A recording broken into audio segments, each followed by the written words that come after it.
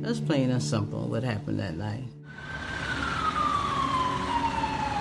News of a mass shooting at a downtown Charleston church with possible fatalities. He sat with us, and as we closed our eyes to pray, he unloaded the gun, 77 shots. 77 shots, I heard every last one. I felt stinging up and down my legs, but I couldn't move.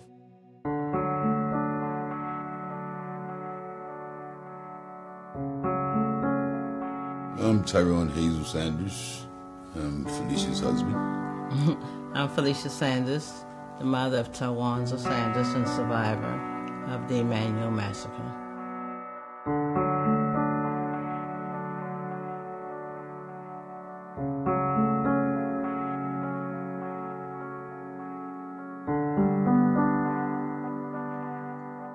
It was my road dog. We fished a lot together. You know, I trained him how to use the boat and everything else. He never did launch the boat by himself. He never did get that chance. He was a good kid. We would talk about the Bible all the time. And sometimes I did wonder if my child was going to die early because our conversations were so deep about the Bible. One of the preachers at the church, Reverend Freya, she told me that your son have a calling on his life. So I took it as he was going to become a minister. I didn't take it as he was going to die.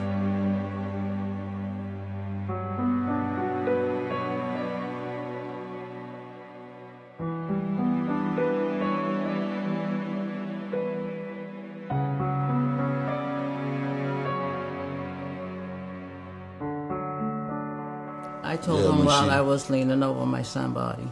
When she called me, I was like, she was like, you lost your baby, you lost your baby. I was like, what the heck are you talking about? And she said there was a shooting at the church. And that's when I realized something was really wrong. I know she wouldn't joke about nothing like that. No. And I just jumped up and immediately rode out. I was just in total shock, hoping that he would survive. And when I saw her, she had blood all over her dress and everything. And I didn't know what to say or to do. The only thing I could do was hold her for a minute. Well, my family in Tyrone, they was praying that he survived, but I knew he was gone. I knew he was gone.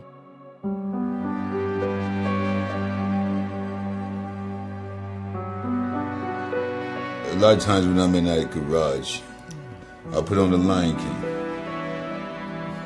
Endless Night, and that brings me back to him all the time.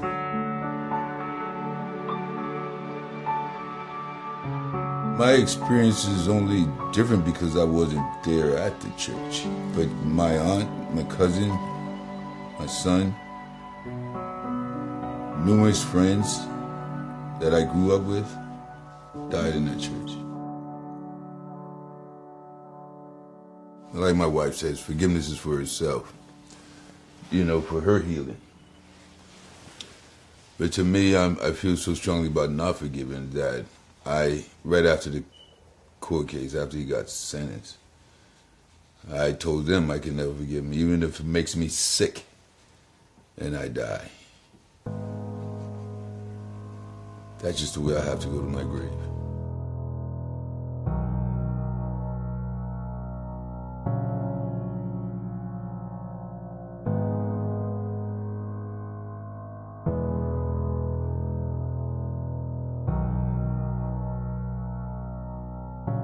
I can't separate my son from the other 8.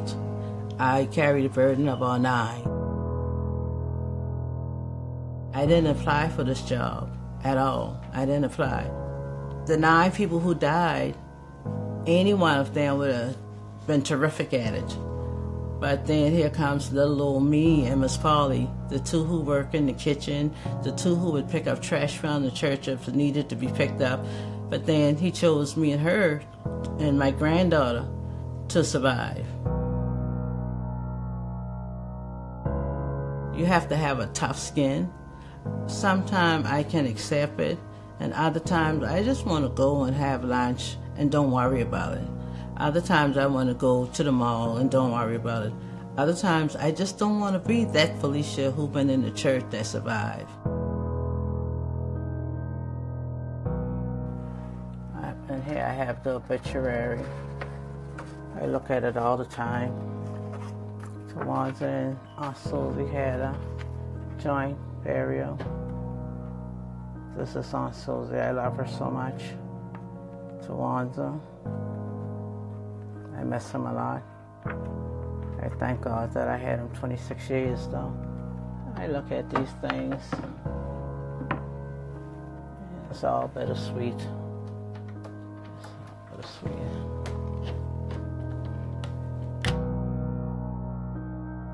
If you can talk about most things before you try to commit things, if you can sit, listen, and reason, then some of these things wouldn't happen. A whole lot of these mass shootings wouldn't happen. But when you get these people that isolate themselves and got it embedded that this is what they're going to do to show the country or to show a race what they can do, and that's bad. You know, it's very bad. 3 of us was able to come out with no wounds or anything physically on the outside, but we have wounds on the inside. So when you look at the outside of me, you say you look good. Yeah, I do look good because God saved me. He wants me to tell people that He is real. He wants me to look good so people can know that there's hope.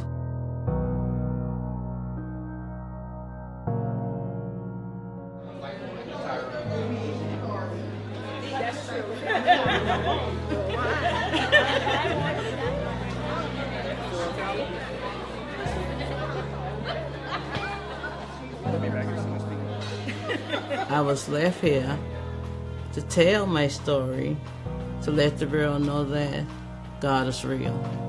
God is real. If I can change a white supremacist life, somebody who thinking about going to shoot up a school, or shoot up a church, shoot anyone, if I can change 1 or 2 of their lives, it'll be worth it. We got to stop dividing people. We got to learn to love one another.